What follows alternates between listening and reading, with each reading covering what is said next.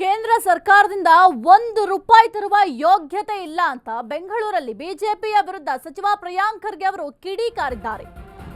ಕೇಂದ್ರ ಸರ್ಕಾರದಿಂದ 1 ರೂಪಾಯಿ ತರುವ ಯೋಗ್ಯತೆ ನಿಮಗಿಲ್ಲ ಅಂತ ಹೇಳಿದ್ದಾರೆ. ಬೆಂಗಳೂರಿನಲ್ಲಿ ಬಿಜೆಪಿಯ ವಿರುದ್ಧ ಸಚಿವ ಪ್ರಿಯಾಂಕ್ ಖರ್ಗೆ ಅವರು ಗುಡುಗಿದ್ದಾರೆ.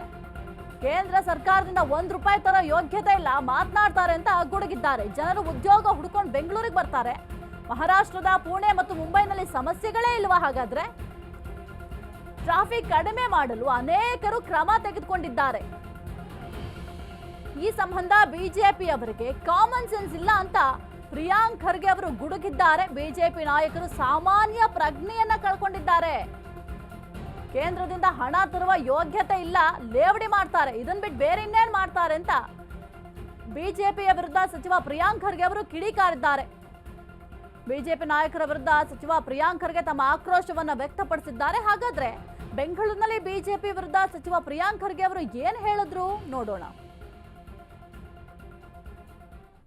ಇರಬಹುದು, ನಿಮ್ಮ ಡೆಲ್ಲಿ ಇರಬಹುದು, ನಿಮ್ ಚೆನ್ನೈ ಇರಬಹುದು. ಈಗ ಸಮಸ್ಯೆಯನ್ನ ಐಡೆಂಟಿಫೈ ಮಾಡೋದು ತಪ್ಪು, ಸಮಸ್ಯೆ ಇದೆ ಅಂತ ಹೇಳೋದು ತಪ್ಪು, ಅದಕ್ಕೆ ಪರಿಹಾರ ಕೊಡೋದು ತಪ್ಪು ಅಂತ ಬಿಜೆಪಿ ಅವ್ರು ಗ್ರಹಿಸ್ತಾ ಇದ್ರೆ ಅದು ಅವ್ರ ವಿವೇಚನೆಗೆ ಬಿಡ್ತೀನಿ ನಾನು ಅಷ್ಟೇ.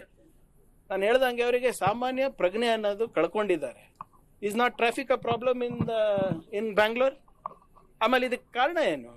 ಬಂಡವಾಳ ಬರ್ತಾ ಇದೆ. We are number 2 in foreign direct investments, we are number 2 in job creation, we are the 4th largest technology cluster. 4.5 ಲಕ್ಷ ಕೋಟಿ ಇವತ್ತು ಬರೇ ಐ ಟಿ ಸರ್ವಿಸಸ್ ಎಕ್ಸ್ಪೋರ್ಟ್ ಆಗ್ತಾ ಇದೆ ಬೆಂಗಳೂರಿಂದ. ಏನಾದರೂ ಅವರಿಗೆ ಅಂಕಿಅಂಶ ಗೊತ್ತಿದ್ಯಾ? ಸುಮ್ಮನೆ ರಾಜಕೀಯ ಮಾಡ್ಲಿಕ್ಕೆ ಇವ್ರು ಮಾಡ್ತಾರ. 2 ವರ್ಷದಿಂದ ಇವರೇ ಇದ್ರಲ್ಲಪ್ಪ, ಏನ್ ಮಾಡಿದ್ರು, ಏನ್ ಸಾಧನೆ ಮಾಡಿದ್ರು? ಇದು ಸಮಸ್ಯೆ ಇದೆ ಅಂತ ಒಪ್ಕೊಳಕ್ಕೂ ತಯಾರಿಲ್ಲ ಅಲ್ಲ ಇವರು.